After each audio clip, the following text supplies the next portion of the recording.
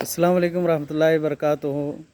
آج جتنی محنت نماز کے طریقوں پر ہوتی ہے اس کا کچھ بھی پرسنٹ حصہ نماز کے مقصد کو بتانے سمجھانے پر دکھائی نہیں دیتی۔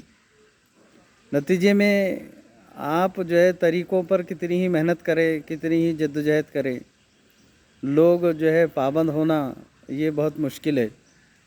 جس کو مقصد معلوم نہ ہو ایسا کام کوئی بھی زمین پر نہیں کرتا۔ آپ سلوڑ کا روڈ اتنا اچھا بنا ہے لیکن سلوڑ یوں ہی چلے جائیں یہ ایسا کوئی بھی نہیں کرتا، کیونکہ مقصد نہیں ہے نا۔ تو مقصد معلوم نہ ہو تو کوئی بھی کام پر انسان کا پابند ہونا وہ مشکل ہے۔ پھر طریقے بدلتے رہتے ہیں، طریقے مختلف حالات میں بدل جاتے ہیں، لیکن مقصد ایک ہوتا ہے۔ اس لیے نماز کے طریقے بہت سے مسلک کے اعتبار سے، مرد عورت کے اعتبار سے، معذور اور صحت مند کے اعتبار سے، مسافر اور مقام کے اعتبار سے، حالت جنگ اور حالت امن کے اعتبار سے نماز کے طریقوں میں آپ کو بدل ملے گا۔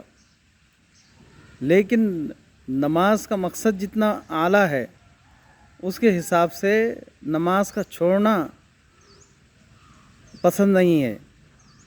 اس لیے چاہے سواری پہ ہو، چاہے معذور ہو، بیمار ہو، نماز پڑھنا ہے، یہاں تک کہ حالت نماز معاف نہیں ہے۔ اس لیے نماز کے مقاصد پر اب زور دینا ضروری ہے۔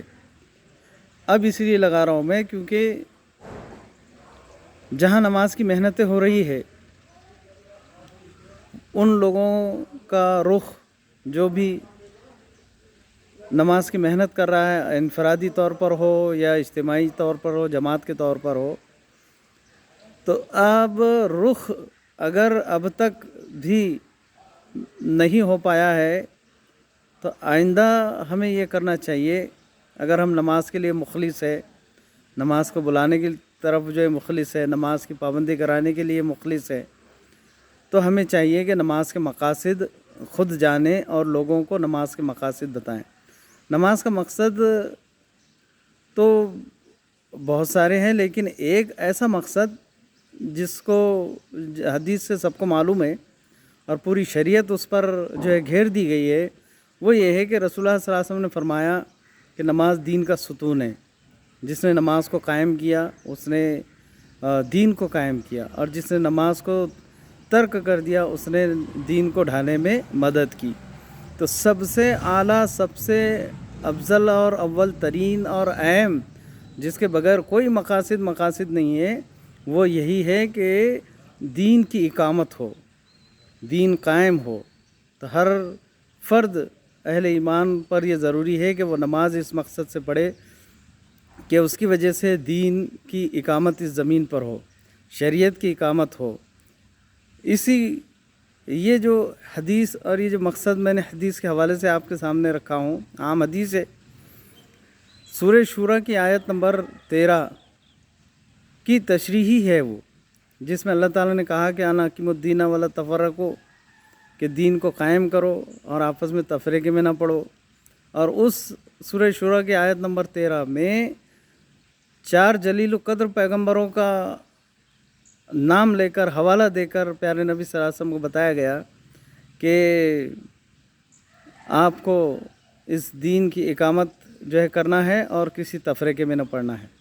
تو نماز کا مقصد یہی ہے کہ اس زمین پر اللہ کی دین کی اقامت ہو، فرد سے لے کر اجتماعیت تک۔ اس لیے 7 سال کے بچے سے لے کر تو مرتے دم تک ہر فرد کو نماز پڑھنا ہے، ادا کرنا ہے، قائم کرنا ہے، اصل میں قائم کرنا ہے نماز کو۔ تو اس لیے ضروری ہے کہ نماز کے مقصد پر کام ہو۔ پھر دیکھیے لوگ کیسے اس کی پابندی کرتے ہیں، ایک جذبہ، ایک جوش ان کے اندر پیدا ہوگا، اور پھر